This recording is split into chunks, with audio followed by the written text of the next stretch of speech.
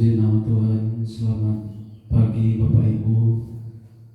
Salam damai sejahtera di dalam nama Tuhan Yesus Kristus.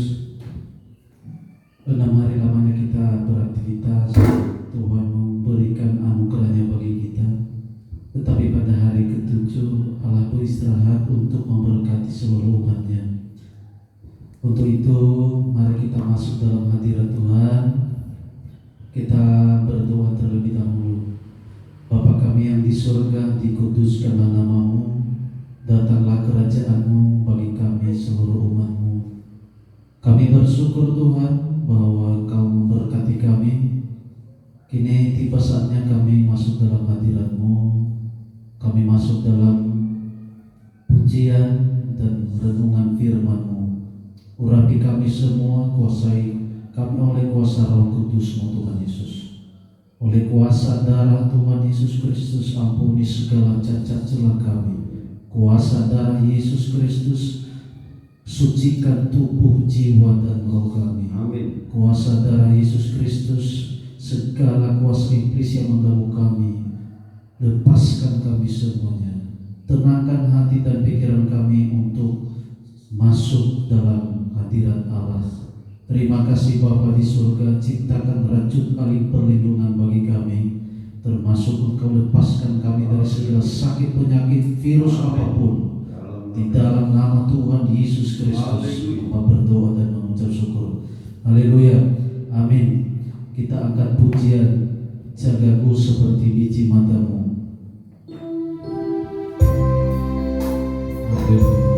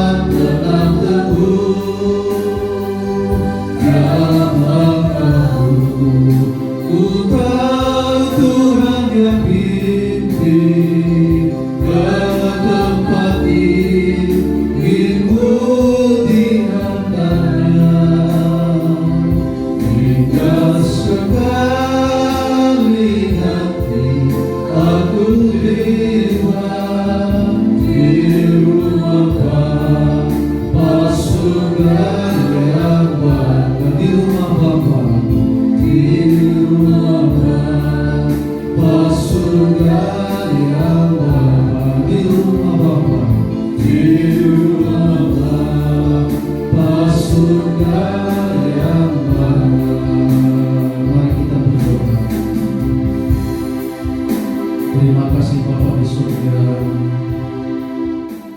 atas pujian kami ini di hadapan Tuhan Yesus.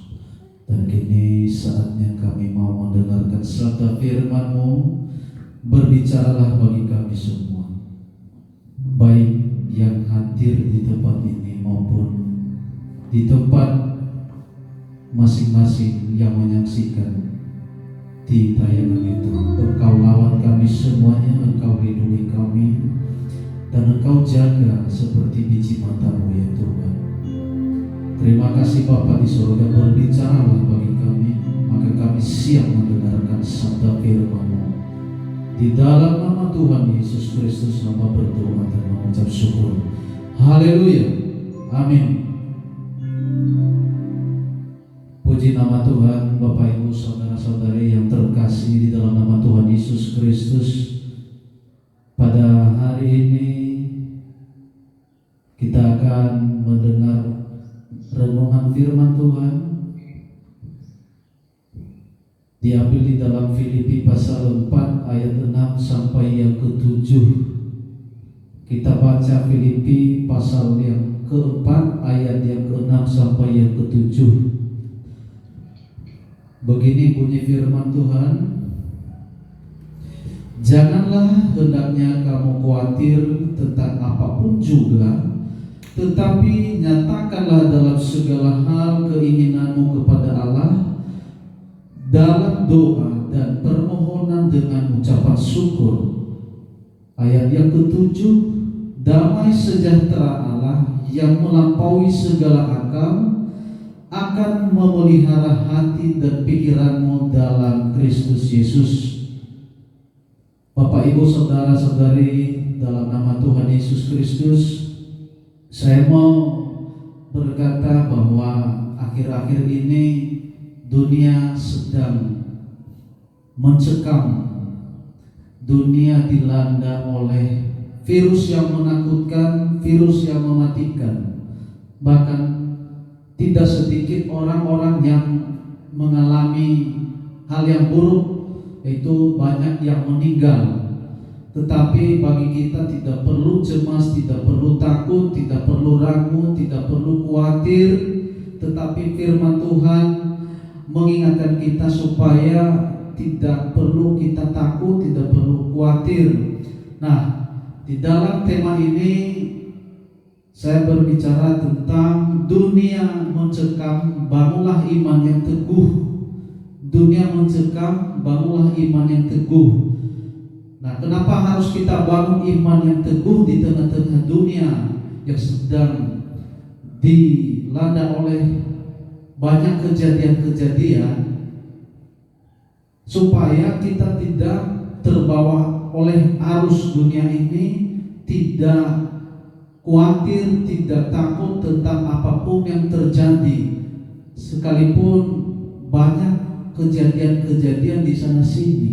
Bahkan juga di tengah-tengah umat Tuhan banyak yang sangat khawatir, banyak yang sangat takut akibat virus corona. Tetapi kalau kita mendekatkan diri di hadapan Tuhan Yesus Kristus, bagi Tuhan tidak ada yang mustahil untuk melepaskan kita dari segala kematian itu, dari segala virus corona. Nah, di dalam Filipi ini ada beberapa hal yang saya kutip. Yang pertama itu, jangan kita khawatir. Jangan kita khawatir. Janganlah hendaknya kamu khawatir tentang apapun juga. Kenapa Tuhan berbicara jangan kita khawatir? Sebab di dalam kekhawatiran itu hati kita mulai hilang pendirian, hilang harapan, mulai iman goyah. Oleh sebab itu tidak perlu kita khawatir apa yang terjadi hari esok, sebab kita ada di dalam genggaman tangan Allah yang Maha Kuat, Allah yang Maha melindungi kita. Amin. Amin. Nah, sebab dunia sedang digoncang-gancing oleh segala sesuatu. Kita perhatikan dan kita lihat dulu Ajaib pasal 2 ayat yang ke-7 sampai yang ke-8. Ajaib pasal yang kedua ayat yang ke-7 sampai yang ke-8. Saya coba baca kepada kita semuanya. Ajaib pasal 2 ayat yang ke-7 sampai yang ke-8. Begini bunyi firman Tuhan. Sebab beginilah firman Tuhan semesta alam, sedikit waktu lagi maka aku akan menggoncangkan langit dan bumi, laut dan darat. Aku akan menggoncangkan segala bangsa, sehingga barak yang indah-indah kepunyaan segala bangsa datang mengalir. Maka aku akan memenuhi rumah ini dalam kemegahan, firman Tuhan semesta alam. Nah, dunia pada akhir zaman ini kita percaya segala sesuatu di bawah kontrol kuasa ilahi. Firman Allah iya dan amin, dan kita percaya firman Allah satu persatu akan digenapi. Nah, apa yang kita rasakan hari ini yaitu virus corona ini, banyak sekali orang-orang yang takut, banyak orang yang gelisah maupun khawatir, cemas.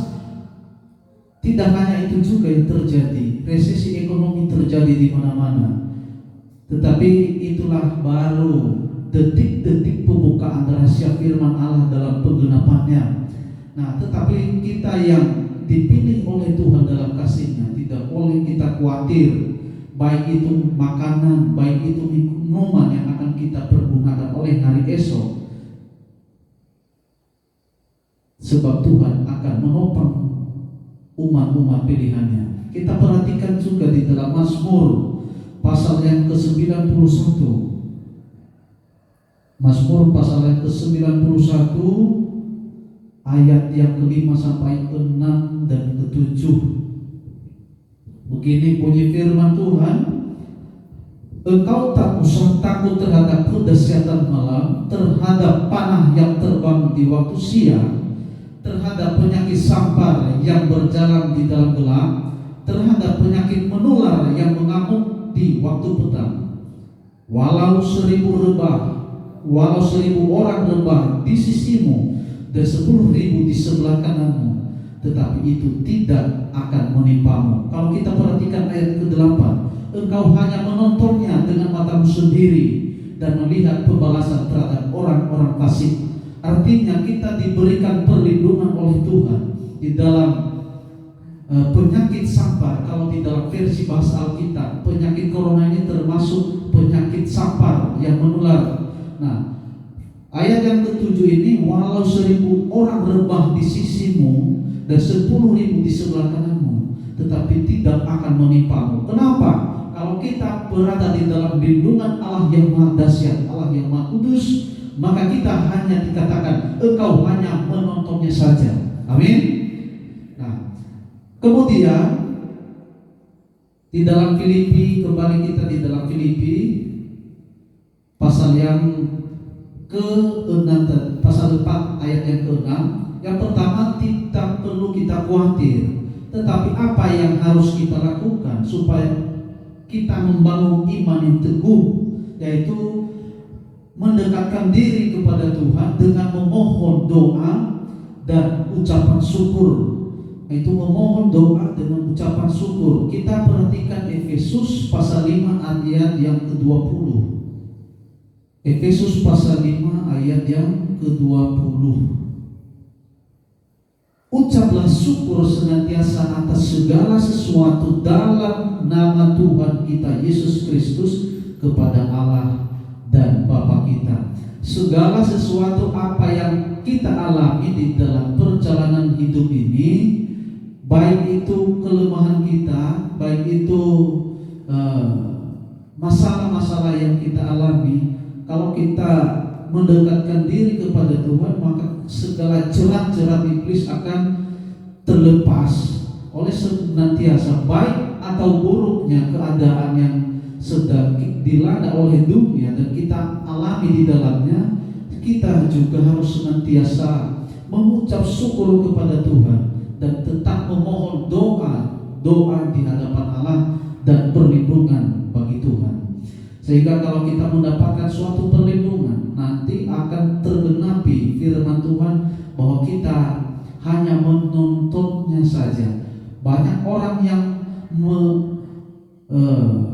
meninggal sana sini karena virus corona, karena pengaruh rasa takut, rasa cemas. Nah, inilah yang harus kita hindari. Kalau kita cemas, kalau kita khawatir, takut akan apa yang terjadi seperti virus corona ini, nah itulah yang akan mempengaruhi batin kita, mempengaruhi tubuh kita, sehingga efeknya di dalam tubuh akan sangat pengaruh besar, melemahkan iman kita dan hilang pengharapan, hilang iman, hilang kasih di hadapan Tuhan, lalu putus asa. Nah, kalau kita itu sudah putus asa, maka pengaruh di dalam tubuh ini sangat besar. Tubuh ini menjadi lemah dalam iman. Kalau kita lemah dalam iman, maka tidak ada ucapan syukur di hadapan Tuhan, melainkan kita putus asa, bahkan jauh di hadapan Tuhan. Tetapi sebaliknya, kita umat yang dipilih oleh Tuhan, kalau kita memohon kepada Tuhan dengan penuh ucapan syukur, sekalipun di tengah-tengah badai masalah kehidupan, maka Tuhan sanggup menolong, menopang dan melindungi kita. Kemudian di dalam doa kita harus menyatakan segala keinginan-keinginan kita kepada Tuhan dengan seturut kehendaknya. Menyatakan keinginan untuk memperolehnya harus dengan berdoa. Kita baca Yakobus pasal 4 ayat yang kedua. Begini bunyi firman Tuhan, kamu mengingini sesuatu tetapi kamu tidak memperolehnya, lalu kamu membunuh, kamu iri hati tetapi kamu tidak mencapai tujuanmu, lalu kamu bertengkar dan kamu berkelahi, kamu tidak memperoleh apa-apa karena kamu tidak berdoa.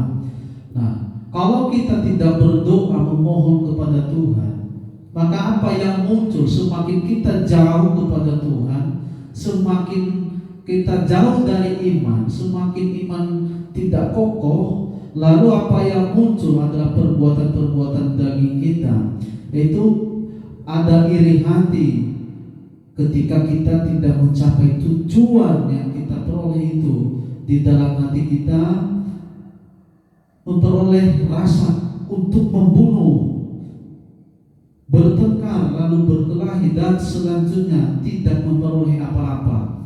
Ketika tidak berdoa, nah itu yang akan terjadi, muncullah tabiat-tabiat dosa. Tetapi kalau kita berdoa senantiasa dengan penuh ucapan syukur, maka dengan cara itu kita menyatakan kepada Tuhan segala permohonan-permohonan doa, keinginan-keinginan kita di hadapan Tuhan seturut dengan kehendak Tuhan, maka Tuhan pasti akan menolong, menyertai, menjawab setiap doa-doa kita. Dan ayat selanjutnya, ayat yang ke-7, damai sejahtera Allah yang melampaui segala akal akan memelihara hati dan pikiranmu dalam Kristus Yesus. Nah, kapan kita memperoleh damai sejahtera Allah ini? Dan kapan hati kita dipelihara dan pikiran kita dipelihara di dalam Kristus? Ketika iman kita dibangun di atas dasar kuasa darah Yesus Kristus, percaya kepada Tuhan Yesus Kristus dengan sungguh-sungguh dan mempribadikan firman Allah, dan tanpa rasa khawatir, tanpa rasa cemas, tanpa bimbang, dan tanpa memperhatikan masalah, maka kita beralih teguh dengan membangun iman yang kuat, yang kokoh dan teguh di hadapan Allah, dan memohon dengan sungguh-sungguh kepada Tuhan. Tuhan pasti mencurahkan damai sejahtera bagi kita. Tentu hati dan pikiran kita, batin kita, pikiran kita, roh kita, tubuh jiwa roh kita akan dipelihara oleh Tuhan Yesus Kristus, akan dipelihara oleh kuasa darahnya. Nah, ketika kita dipelihara oleh kuasa darah Tuhan Yesus Kristus, apapun wabah virus yang datang melanda dunia, kita tinggal hanya menonton saja. Sekalipun kita melihat sana sini, tetapi kita aman dalam perlindungan tangan Tuhan. Amin. Nah, yaitu kita harus lebih mendekatkan diri. Justru dunia digoncang-gancing oleh virus-virus ini, tetapi kesempatan bagi kita untuk mendekatkan diri di hadapan Tuhan, menyatukan hati dengan permohonan doa di hadapan Tuhan, dengan sungguh-sungguh bertobat di hadapan Tuhan, bertobat di hadapan Tuhan, maka kuasa darah Yesus Kristus berlaku dan berkuasa untuk menggenggam kita, melindungi kita. Bukan hanya membasuh kita oleh kuasa darahnya, melindungi kita senantiasa sampai kesudahan zaman. Oleh sebab itu, untuk melenyapkan segala kekhawatiran kita terhadap dunia yang sedang digoncang-gancing ini, kita harus memiliki iman yang teguh.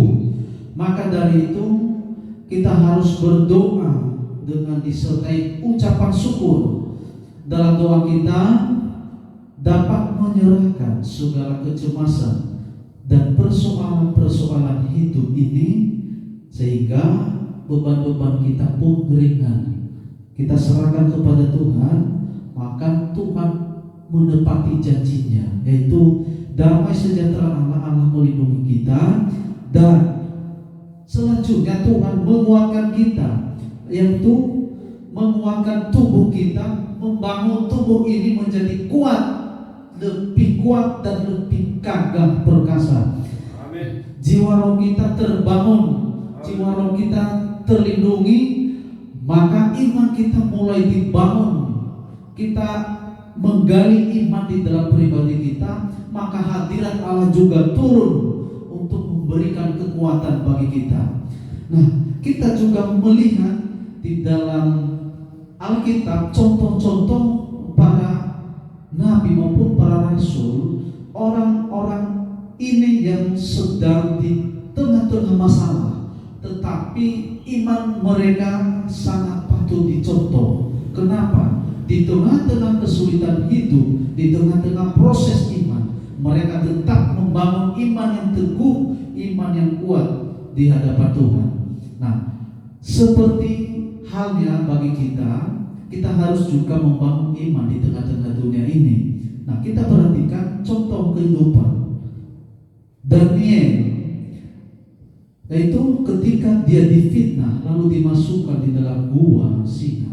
Kalau nanti kita baca di dalam Daniel pasal 6, di sana ada kisahnya bahwa Daniel dibuang di gua. Nah, yang berisi dengan api. Daniel pasal yang jelas, Daniel pasal 6 ayat 1 sampai selanjutnya. Lalu berkenanlah Darius mengangkat 120 wakil raja atas kerajaannya. Mereka akan ditempatkan di seluruh kerajaan. Membawahi mereka diangkat pula 3 pejabat tinggi, dan Daniel adalah salah satu dari ketiga orang itu. Kepada mereka lah para wakil-wakil raja harus memberi pertanggungan jawab supaya raja jangan dirugikan. Maka Daniel ini melebihi para pejabat tinggi dan para wakil raja itu, karena ia mempunyai roh yang luar biasa, dan raja bermaksud untuk menempatkannya atas seluruh kerajaannya. Kemudian para pejabat tinggi dan wakil raja itu mencari alasan dakwaan terhadap Daniel dalam hal pemerintahan, tetapi mereka tidak mendapat alasan apapun atau sesuatu kesalahan, sebab ia setia dan tidak ada didapati sesuatu kelalaian atau sesuatu kesalahan kepadanya. Ini Daniel dicari dakwaan, itu difitnah. Nah, ayat yang ke-6, ke-5, maka berkatalah orang-orang itu, kita tidak akan mendapat suatu alasan dakwaan terhadap Daniel ini kecuali dalam hal ibadahnya kepada Allahnya. Kemudian bergegas-gegaslah para pejabat tinggi dan wakil raja itu menghadap raja serta berkata kepadanya, ya Raja Darius, kekalah hidup tuanku. Semua pejabat tinggi kerajaan ini, semua penguasa dan wakil raja, para menteri dan bupati telah mufakat supaya dikeluarkan kiranya suatu penetapan raja dan ditetapkan suatu larangan agar barang siapa yang dalam 30 hari menyampaikan permohonan kepada salah satu dewa atau manusia kecuali kepada tuanku ya Raja, maka ia akan dilemparkan ke dalam gua singa. Oleh sebab itu ya Raja, keluarkanlah larangan itu dan buatlah suatu surat perintah yang tidak dapat diubah menurut undang-undang orang Media dan Persia, yang tidak dapat dicabut kembali. Sebab itu Raja Darius membuat surat perintah dengan larangan itu. Demi didengar Daniel bahwa surat perintah itu telah dibuat, pergilah ia ke rumahnya. Dalam kamar atasnya ada tingkap-tingkap yang terbuka ke arah Yerusalem. 3 kali sehari ia berlutut dan berdoa serta memuji Allahnya seperti yang biasa dilakukannya. Nah, di tengah-tengah suatu masalah yang dihadapi Daniel, malah dia itu semakin mendekatkan diri di hadapan Tuhan dan berdoa memuji Allahnya. Lalu orang-orang itu bergegas-gegas masuk dan mendapati Daniel sedang berdoa dan bermohon kepada Allahnya. Kemudian mereka menghadap raja dan menanyakan kepadanya tentang larangan raja. Bukankah Tuanku mengeluarkan suatu larangan supaya setiap orang yang dalam 30 hari menyampaikan permohonan kepada salah satu dewa atau manusia kecuali kepada Tuanku ya Raja akan dilemparkan ke dalam gua singa? Jawab raja, perkara ini telah pasti menurut undang-undang orang Media dan Persia yang tidak dapat dicabut kembali. Lalu kata mereka kepada raja, Daniel salah seorang buangan dari Yehuda tidak mengindahkan Tuanku ya Raja dan tidak mengindahkan larangan yang Tuanku keluarkan, tetapi 3 kali sehari ia mengucapkan doanya. Setelah raja mendengar hal itu, maka sangat sedihlah ia dan ia mencari jalan untuk melepaskan Daniel. Bahkan sampai matahari masuk, ia masih berusaha untuk menolongnya. Lalu bergegas-gegaslah orang-orang itu menghadap raja serta berkata kepadanya, ketahuilah ya Raja, bahwa menurut undang-undang orang Media dan Persia tidak ada larangan atau penetapan yang dikeluarkan raja yang dapat diubah. Sesudah itu raja memberi perintah, lalu diambilnya Daniel dan dilemparkan ke dalam gua singa. Berbicaralah raja kepadanya, Allahmu yang kau sembah dengan tekun, dialah kiranya yang akan melepaskan engkau. Maka dibawalah sebuah batu dan diletakkan pada mulut gua itu. Lalu raja mencap itu dengan cincin meterainya dan dengan cincin meterai para pembesarnya, supaya dalam hal dan yang tidak dibuat berubah apa-apa.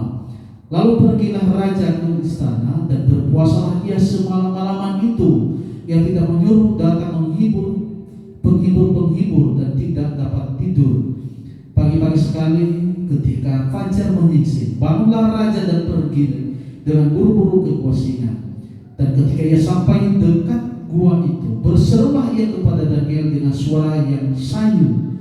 Berkatalah ia kepada Daniel, Daniel, hamba Allah yang hidup, Allahmu yang kau sembah dengan tekun, telah sanggupkah ia melepaskan engkau dari singa-singa itu? Lalu kata Daniel kepada raja, ya raja, kekalah hidupmu, Allahku telah mengutus malaikatnya untuk mengantukkan mulut singa-singa itu, sehingga mereka tidak mengapak-apakan aku, karena ternyata aku tidak bersalah di hadapannya. Tetapi juga terhadap tuanku ya raja, aku tidak melakukan kejahatan. Lalu sangat bersukacitalah raja, dan ia memberi perintah supaya Daniel ditarik dari dalam gua itu. Maka ditariklah Daniel dari dalam gua itu, dan tidak terdapat luka apa-apa padanya, karena ia percaya kepada Allah. Nah, dari kisah Daniel ini kita memperhatikan bahwa sekalipun dia dalam masalah sangat besar, yaitu dia dimasukkan di dalam gua singa. Nah, kita tahu itu singa itu raja hutan, itu sangat-sangat puas. Nah, tetapi yang dimiliki oleh Daniel adalah iman yang kuat, iman yang teguh. Ketika di dalam gua singa itu tidak mengapa-apakan Daniel, melainkan malaikat mengatupkan mulut singa.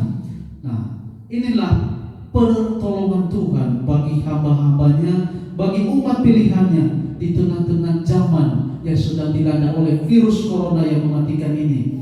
Ketika kita teguh dalam iman, semakin hari kita mau membangun iman di hadapan Tuhan seperti contoh Nabi Daniel, maka apa yang terjadi? Tuhan akan mengutus malaikatnya untuk berkemah di sekeliling orang-orang yang percaya kepada Tuhan, agar mendapatkan perlindungan dan pertolongan.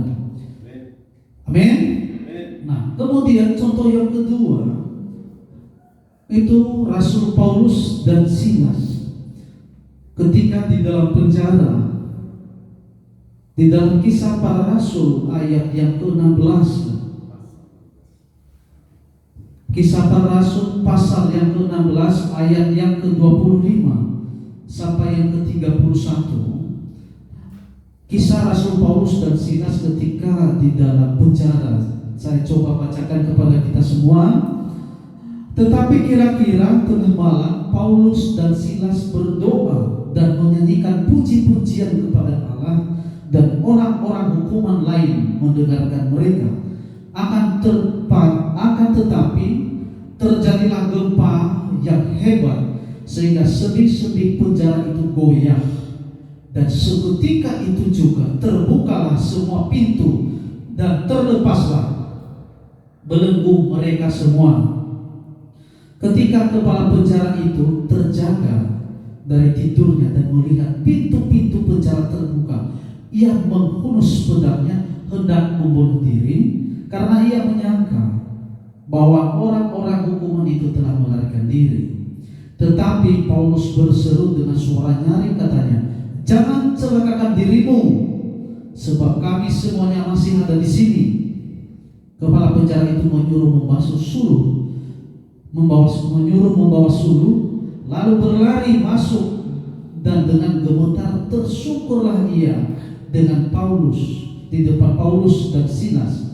Ia mengantar mereka keluar sambil berkata, Tuan, apakah yang harus aku perbuat supaya aku selamat? Jawab mereka, percayalah kepada Tuhan Yesus Kristus dan engkau akan selamat, engkau dan seisi rumahmu. Nah, begitu hebatnya, dahsyatnya pertolongan Tuhan kepada Rasul Paulus dan Silas di dalam penjara.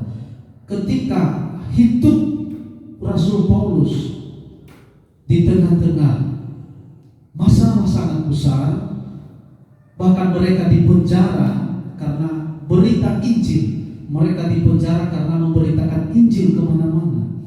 Lalu mereka ditangkap lalu dimasukin di dalam penjara. Apa yang mereka lakukan? Bukan mulai hilang iman mereka, hilang rasa percaya kepada Tuhan, melainkan di tengah-tengah masalah ini Rasul Paulus dan Silas membangun mesbah doa di hadapan Tuhan sambil menyanyikan puji-pujian, menaikkan penyembahan di hadapan Tuhan.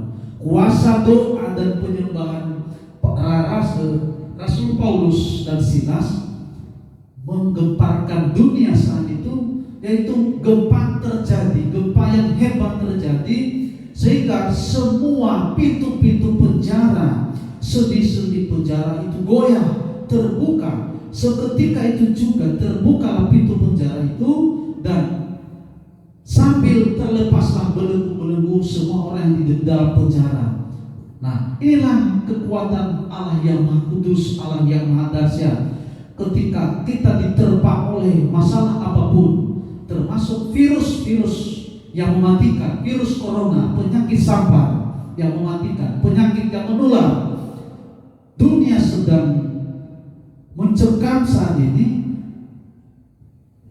Jangan biarkan iman kita goyah, jangan kita biarkan hati kita lesu seperti halnya Rasul Paulus, melainkan membangun imannya dengan mendekatkan diri di hadapan Tuhan, berdoa sungguh-sungguh di hadapan Tuhan sambil menaikkan pujian penyembahan. Saya mau berkata kepada Bapak Ibu saudara-saudari bahwa kuasa pujian penyembahan, kuasa doa orang benar apabila diyakini sangat besar kuasanya.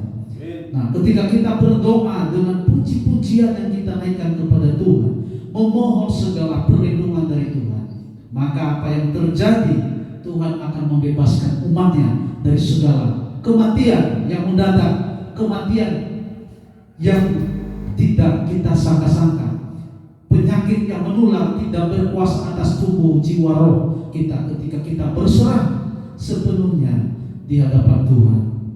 Nah, oleh sebab itu kita contohkan para rasul maupun para nabi. Kita contohkan iman mereka, kita bangun iman yang teguh, iman yang kuat di tengah-tengah persoalan hidup ini, di tengah-tengah detik-detiknya penggenapan firman Allah. Kalau sudah waktunya Tuhan tiba di dalam kehidupan kita, maka tidak ada yang dapat sanggup menghalanginya. Kalau Tuhan tiba waktunya untuk menolong kita, melindungi kita dari segala kematian, melindungi kita dari penyakit sampar yang menular ini, tidak ada yang bisa mengubah ketetapan Tuhan untuk melindungi umatnya. Oleh sebab itu kita harus lebih sungguh-sungguh mendekatkan diri di hadapan Tuhan. Nah, kembali di dalam Filipi pasal yang keempat ayat yang ke-6 sampai yang ke-7, yaitu dunia mencekam, bangunlah iman yang teguh. Nah, cara yang membangun iman yang teguh, kesimpulannya adalah jangan kita khawatir. Kedua, kita harus memohon doa dan ucapan syukur.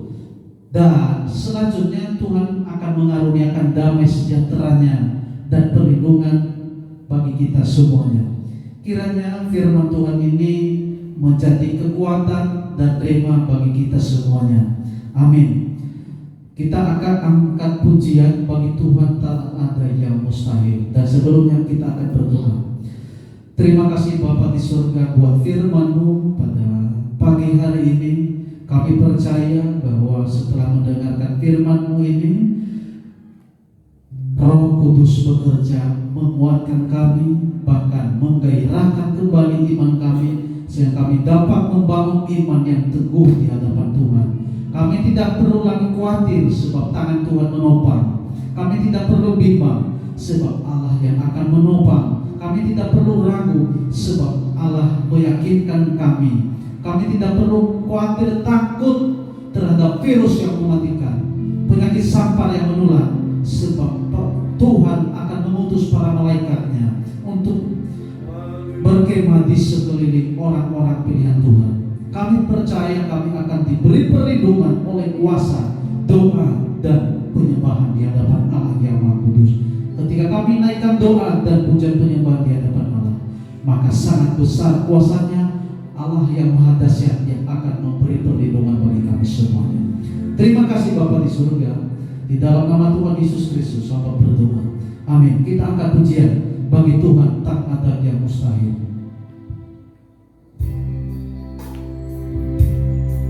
Kau yakin saat kau berfirman,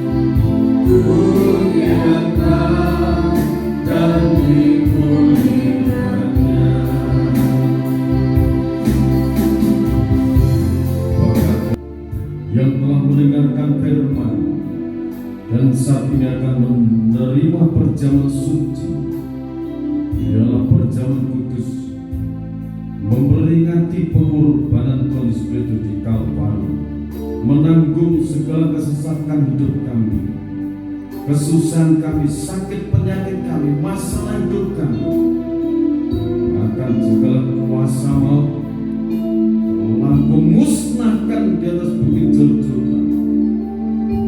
Kami percaya apa yang kami hadapi saat ini, Tuhan yang Maha Kuasa melindungi kami, menjaga kami, memagari kami, memberkati setiap pribadi, berkat rohani maupun jasmani, selalu dilimpahkan bagi anak-anak.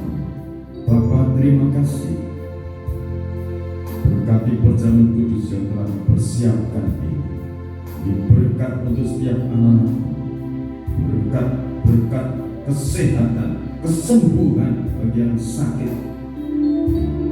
pemeliharaan Tuhan, kuasa hidup kekal, kuasa kebangkitan disertakan dalam perjamuan kudus. Dalam nama Tuhan Yesus Kristus, hamba berdoa. Amin. Kita peringati pengorbanan Tuhan.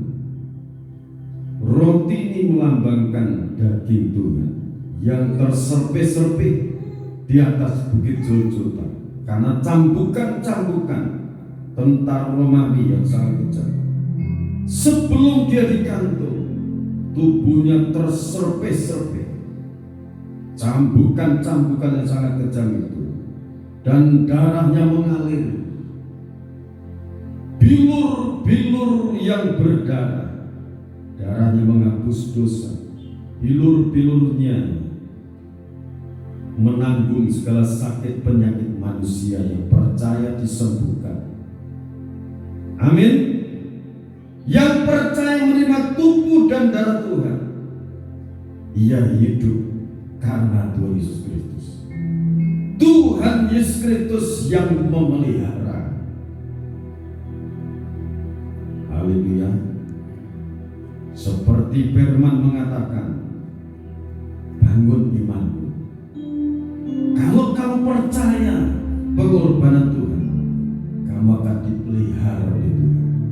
Sebab itu firman Tuhan harus kita renungkan. Bangun iman, jangan goyah. Kalau mati di dalam Tuhan, kita akan dibangkitkan pada akhir zaman nanti. Amin. Manusia sangat membutuhkan pengorbanan Tuhan. Manusia sangat rapuh, manusia sangat terbatas. Sebab itu undang Tuhan masuk dalam hati.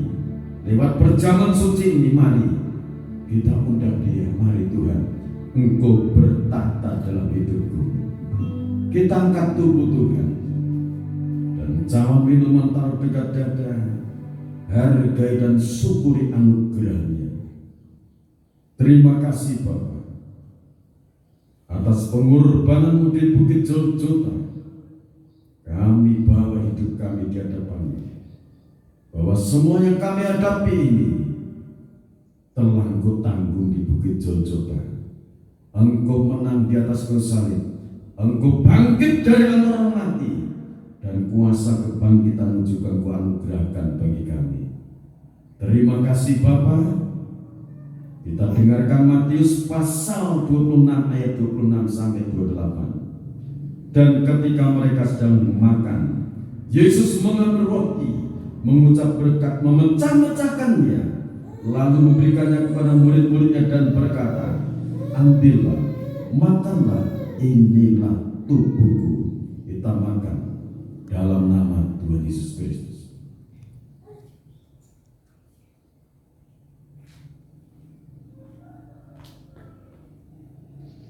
Kita angkat cawan minuman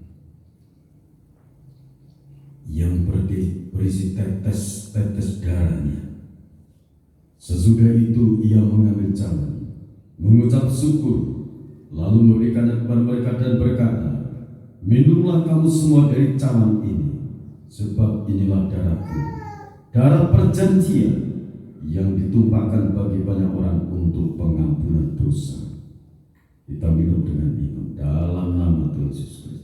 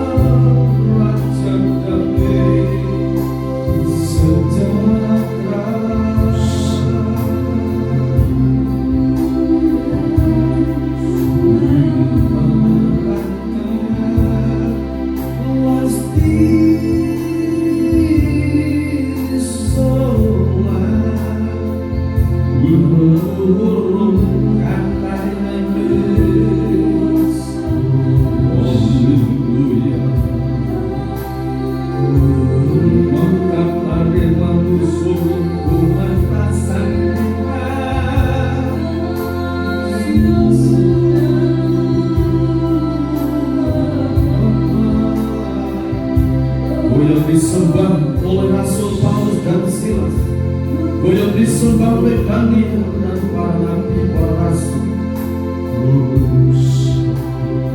Maha suci,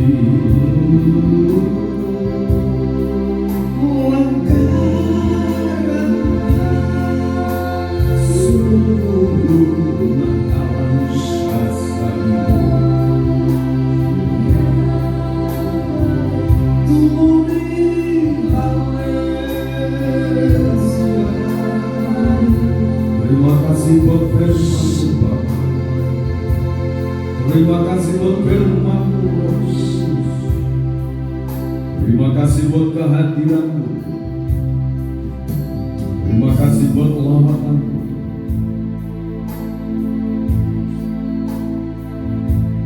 Kau selalu di pihak kami. Kau selalu di pihak kami.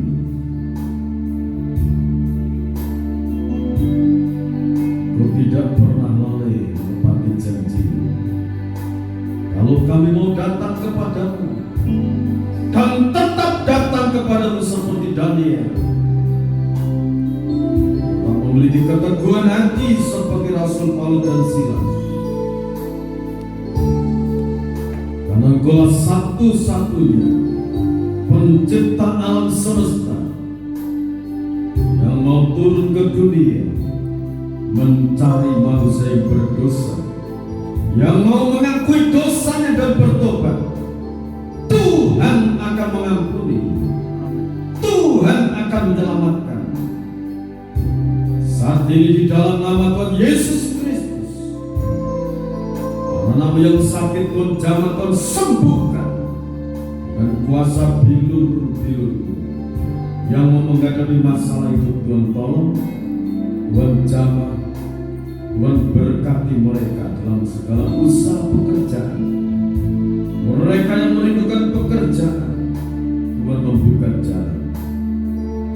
Berkati segala usaha pekerjaan tangan anak. Setiap pergumulan mereka, Tuhan sertai dengan kuasa yang maha dasar. Di dalam nama Tuhan Yesus Kristus, terimalah berkat anugerah, damai dan sejahtera dari Allah Bapa, Sang Putra dan Roh Kudus dicurahkan dalam kehidupan saudara. Sekarang sampai Tuhan datang, tetaplah kokoh teguh iman di dalam Tuhan Yesus Kristus. Kasih sayang Bapa surga senantiasa limpah dalam kehidupan kita. Terima kasih Bapa, di dalam nama Tuhan Yesus Kristus hamba mohon